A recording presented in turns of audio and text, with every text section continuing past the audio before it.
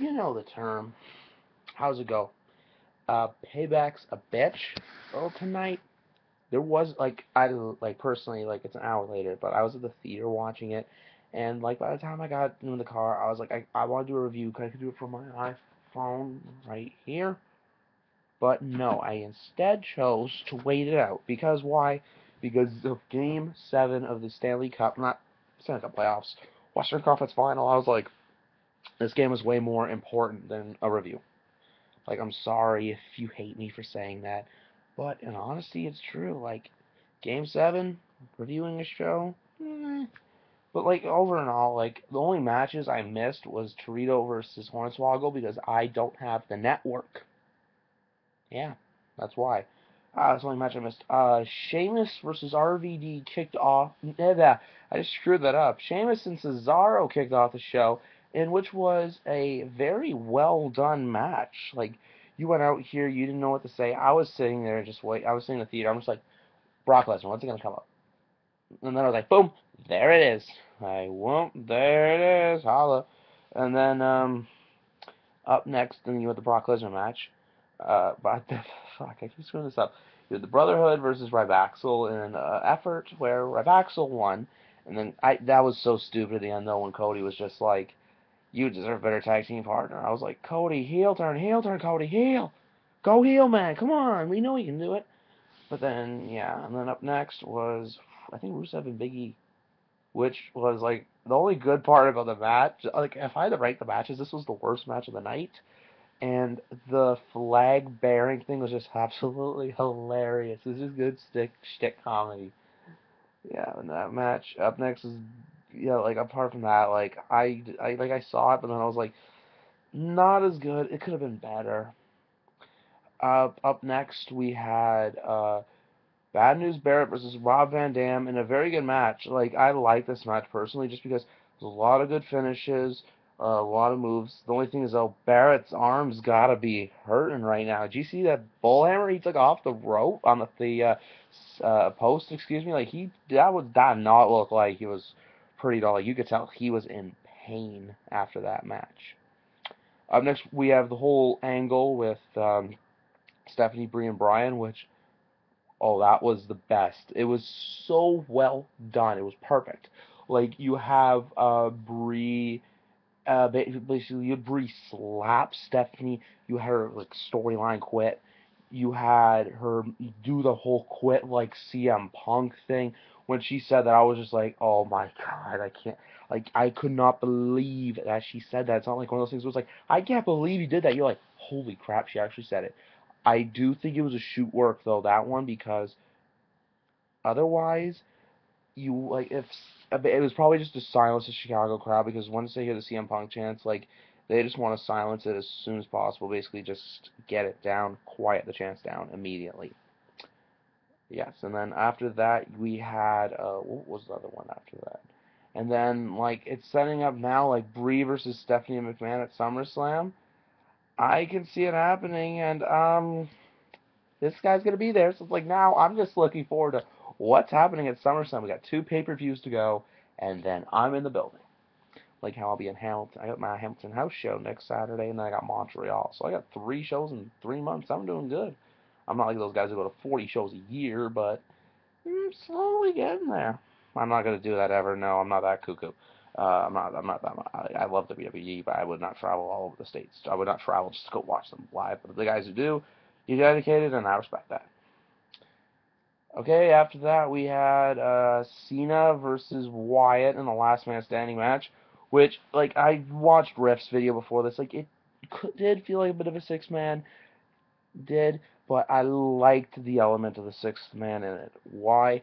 Because simply put, it added the theatrics to the match. Like those boys, all six of them took some of the stuff they did was insane. But before I get into that, holy crap, Bray Wyatt's entrance was awesome. Just to walk out and you see a flurry. All you see, blind your eyes, people, is this. Is all you see throughout the Allstate Arena. It was just pure awesome. He's got the whole world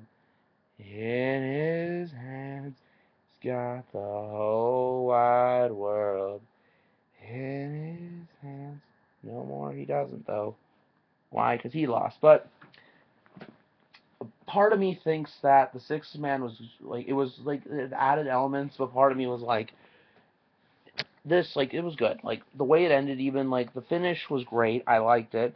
I do find it a little unnecessary for Cena to shove the stage equipment on top of this thing that he Attitude Adjusted Wyatt through, but whatever. Like even some of the moves what Bray did, like when he launched him and then he ran over the steps and did the back slam on him. The Usos and the thing, the DDT through the tables, the the spear through the barricades, like this was an all-out war, like, and I loved every second of it. Up next, we had the Divas match, which for a Divas match was actually pretty decent for a pay-per-view. Yeah, this is a pay-per-view. It reminded me a lot of TLC, the last pay-per-view I went to the theaters for, ironically, where you have a lot of different things going on. Like you have some matches that are good, you have and then there's like one match that's like it's a dud, which tonight was Rusev Big E except the flag bearing. I was like waiting for Hulk Hogan to come out. And then yeah, the Divas match tonight was good. The one that was well done out. Like even the way that Alicia, I liked how she just said silence and she ran to the back after.